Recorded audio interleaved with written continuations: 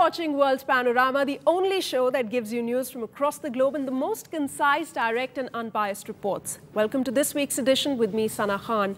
Before we get to detailed reports, here's a look at the top stories. Socialist triumph in France, François Hollande elected as the new president. World Panorama takes a look at the challenges now Hollande faces. Syrian peace plan in crumbles as deadly bomb attacks leave dozens dead in Damascus. Opposition boycotts parliamentary elections. Russian President Vladimir Putin flexes muscles, shuns US-hosted G8 talks. White House says it's not a snub. And in sports, Atletico Madrid beat Bilbao 3-0 to claim third Europa League title. Falcao proves Europa's hitman yet again.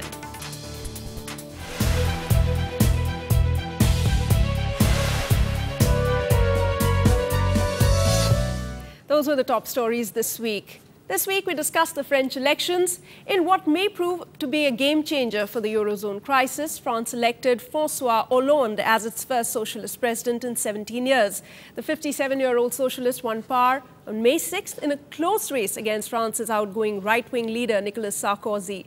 Sarkozy's defeat marks the latest and most significant of at least half a dozen European leaders swept from office during the Eurozone economic crisis, including the Greek and Italian prime ministers.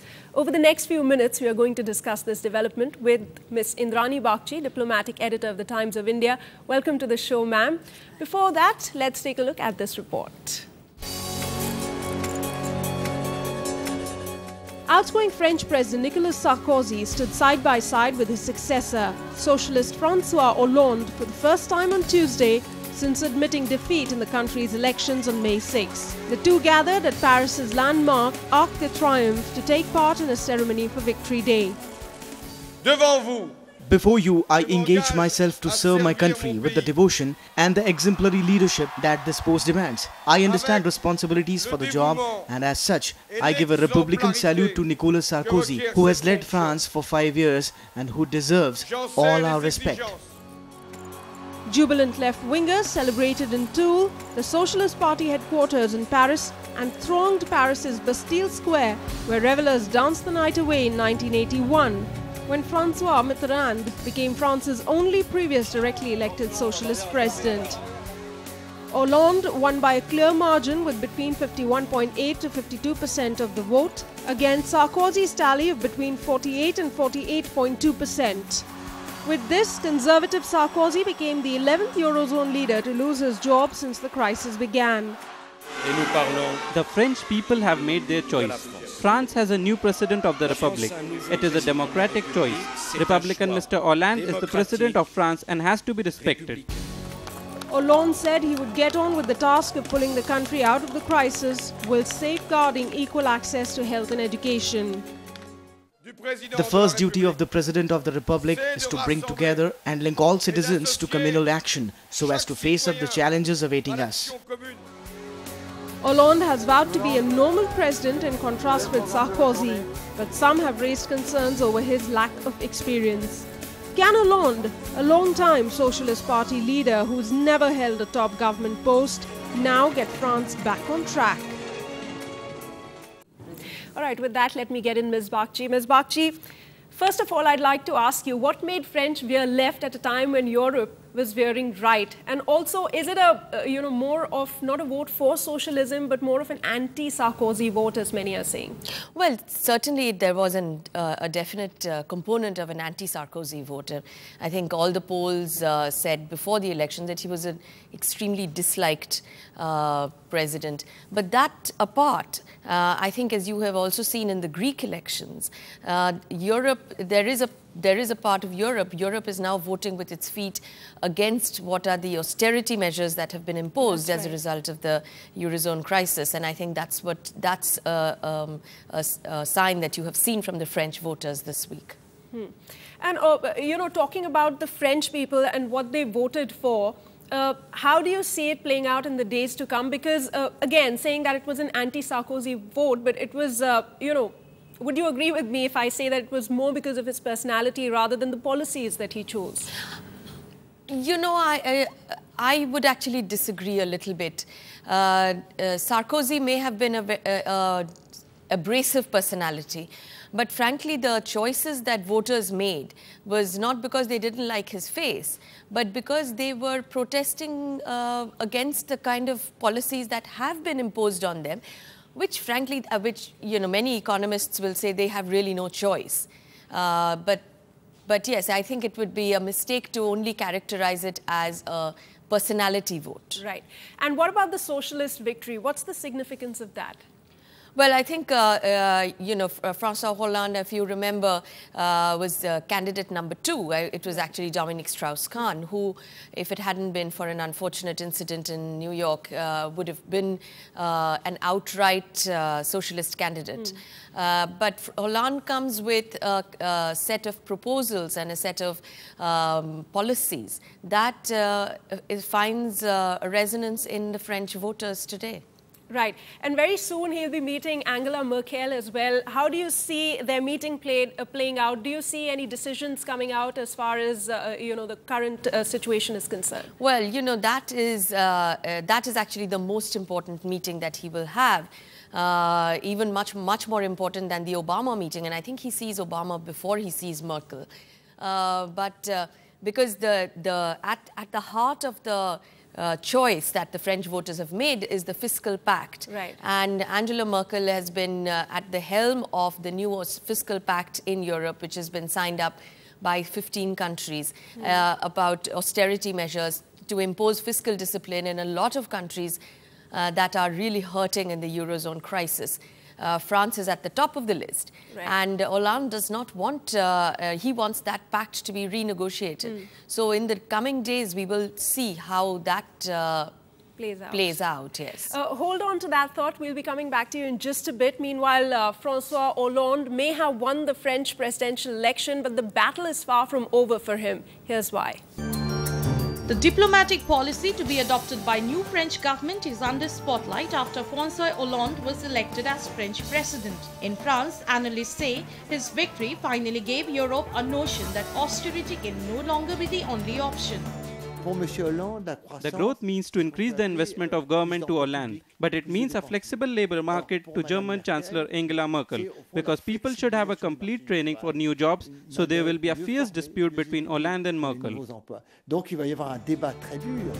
Hollande will have to make sure France and Germany can somehow work together to tackle the Eurozone crisis. He wants a departure from the severe austerity measures imposed on Eurozone countries. The concerns are not from France, but Greece. The result of the parliamentary elections on May 6th in Greece made people worry about whether the euro can be further carried out, and we can only get the answer in future. Hollande's trip to Germany is likely to take place soon. An embarrassment or a defeat so early after the elections could cause him much embarrassment. Even back at home, in order to implement his policies, François Hollande needs his party to win a majority in the French parliament. The legislative elections will happen as early as June.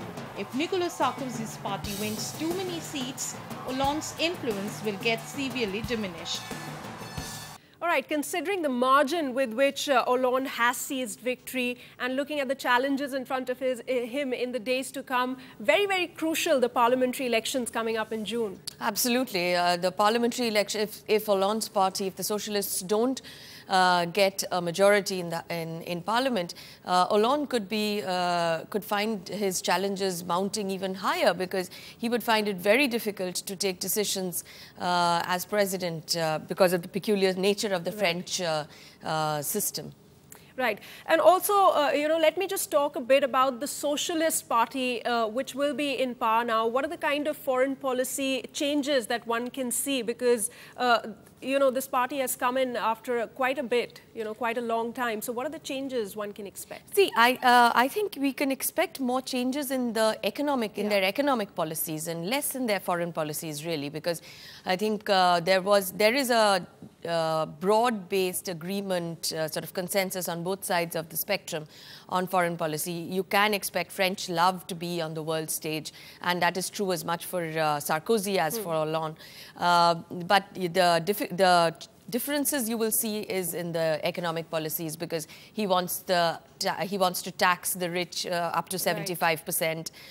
He wants more growth policies. He wants debt-financed growth. All of this will be is a direct challenge to what was known as the Merkozy arrangement, and so that will have its impact on foreign policy or on the future of Europe, actually. But for that, again, the parliamentary elections will hold key, isn't it? Because he can't really do much with Angela Merkel unless, you know, he has those numbers and he has the power. The numbers is all. But, you know, currently looking at Eurozone, Sarkozy becomes the 11th leader to be swept away, you know, since the crisis began back in 2009. Now, what does it really tell us about the gigantic challenges that, you know, Hollande faces, and how is he going to deal with them? What should be his, you know, vision? Well, as France and Germany are the sort of the heart of the Europe project, I would imagine that both countries would fight to keep the Europe project going. But all these crises are pulling that project apart. You've seen the Greek elections. They have voted out Papandreou. Spain, Portugal, they've all seen changes in government. Right. What you're actually watching is Europe protesting against the crisis, but Europe, while Europe is protesting against the crisis or the measures that are being taken to beat the crisis, they also have to find a different way. Now, whether they leave Europe, whether Europe breaks apart, or whether Europe stays together, I think that will be what the world will be looking for. Right. So more pressure there on the new French president. With that, I'll have to wrap up this discussion. Thank you so much, Ms. Bagchi, for joining me on this week's World Panorama. We're heading into a short break now, but on the other side, we take a close look at Hillary Clinton's Asia visit. Stay tuned.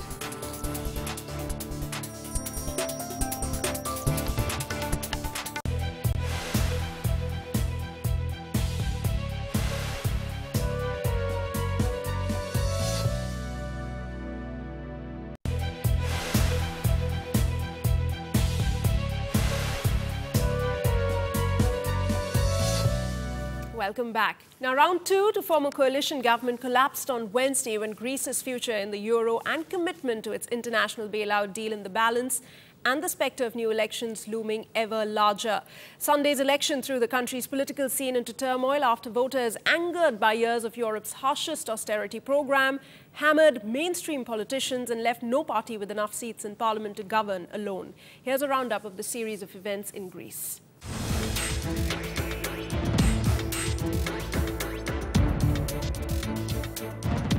Left coalition Syriza party leader Alexis Tsipras failed to form a coalition government following meetings with two main parties of conservative New Democracy leader Antonis Samaras and Greek socialist PASOK leader Evangelos Venizelos. There is no such thing as a little bit of bailout agreement. Either there are wrong policies, just like the bailout, which we will continue in larger or smaller doses, and it will lead us towards catastrophe, or we will demand another solution. The baton then passed to Venizelos, who said he would continue efforts to form a government when he receives a mandate from the country's president. I told him the country does not have time to waste, that we could not make any choices that would deepen the recession, increase unemployment, put at risk the real economy. If no deal can be reached in the next few days, new elections will have to be called in the next month. The financial market's relatively calm reaction to the Greek turmoil masked rising risks. Greece is on a road that leads to its exit from the Eurozone with hard-to-predict consequences. The future of Greece and the Eurozone is in Greek hands. We have made an offer. We have been demonstrating solidarity. Serious financial support also required reforms and efforts to be made domestically so that we can have a sustainable solution to this crisis. With Parliament split and policymakers in Berlin and Brussels urging Greece to stay the course, the country at the epicenter of the debt crisis is again facing the risk of an exit from the euro. Many believe the combination of wrenching economic stress in Greece and the humbling of two parties that provided stability, for better or for worse, for 2 generations has put the country on an unpredictable path. Secretary of State Hillary Clinton, on a 3-day visit to India, accused Pakistan of not doing enough to bring key terror suspects to justice and hinted that al-Qaeda fugitive Ayman al-Zawahiri could be hiding in Pakistan. Clinton used a public appearance in Kolkata to also press India to cut its dependence on oil imports from Iran before the United States was compelled to impose penalties on New Delhi.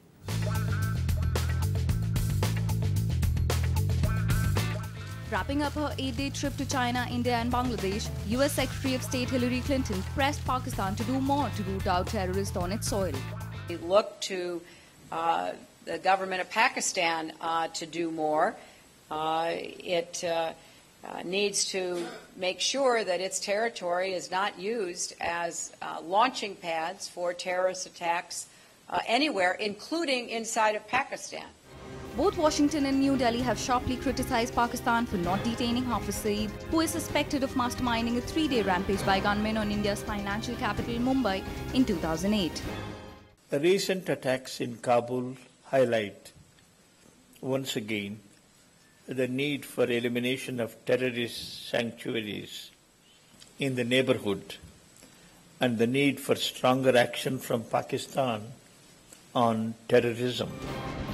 Islamabad and Washington have fallen out over the past year due to a raft of issues, notably American drone strikes on Pakistan from Afghanistan and a unilateral US raid that killed Osama bin Laden in Pakistan. The fact that bin Laden was hiding in a Pakistani garrison town was seized upon by India as proof that Islamabad was dragging its feet on cracking down on militants. US Secretary of State Hillary Clinton arrived in New Delhi on Monday amid mounting pressure on ally India to further reduce its Iranian oil imports, making clear Washington wanted to see further action before granting New Delhi a waiver from US financial sanctions. So we think India, as a country that understands the importance of trying to use diplomacy to resolve these difficult threats, is certainly working toward lowering their purchase of Iranian oil. The United States in March granted exemptions to Japan and 10 European Union nations from the sanctions after they cut Iranian crude imports. And Syrians voted on Monday in the country's first multi-party parliamentary election in 5 decades, held against a backdrop of violence and dismissed as a sham by the opposition. Voters cast their ballots in the capital and other regions, while in opposition strongholds, residents boycotted the poll. The election went ahead despite the unrest that has swept Syria since March 2011, when President Bashar al-Assad resorted to force in a bid to quash a revolt against his autocratic regime. Here's more.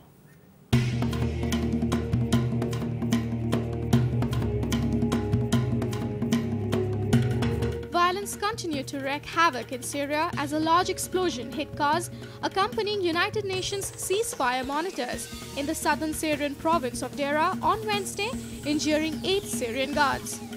There was a bomb explosion in the vicinity of the convoy. This is what the Syrian people is living through on a daily basis in many places. United Nations monitors have been on the ground for weeks now, but little seems to have changed. Sustained violence in the country nearly 4 weeks after a ceasefire deal brokered by mediator Kofi Annan has led to warnings from the Red Cross, the Arab League and Annan himself that the country is slipping into civil war. I'm sure I'm not telling you any secret when I tell you that there is a profound concern that the country could otherwise descend into full civil war, and the implications of that are quite frightening. Opposition activists across Syria on Monday boycotted parliamentary elections they dismissed as illegitimate and instead called for a general strike. The elections were very difficult in some turbulent regions, where some candidates ran for election at the risk of crossfire. On the other hand, there were many violations in the process. Large numbers turned out for Syria's 250-seat parliamentary elections on May 7, but critics contest the official view and call it a sham and a mere piece of theatre meant to preserve President Bashar al-Assad's autocratic rule. We head into a very short break. Here's some entertainment news for you on the other side. Also more on the sexual assault cases filed against actor John Travolta.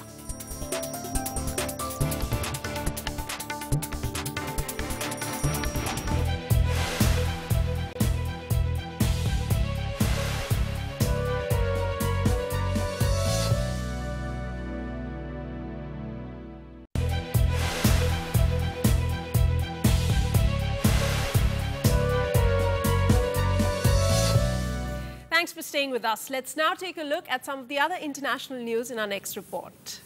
US President Barack Obama said he supports equal rights for gay Americans at a fundraiser for his re-election campaign on Thursday, a stance that is likely to please his political base and complicate efforts to attract some independent voters.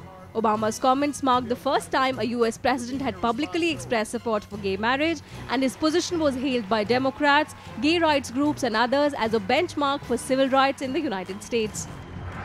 In his first foreign policy move, Russia's new president Vladimir Putin will skip a Group of 8 meeting. The Kremlin said Putin decided to pull out of the G8 summit in Camp David on 18th and 19th of May because he would be busy finalizing the makeup of the cabinet. Russia would be represented by Prime Minister Dmitry Medvedev. British Prime Minister David Cameron welcomed Pakistani Prime Minister Yusuf Raza Gilani to Downing Street on 10th May.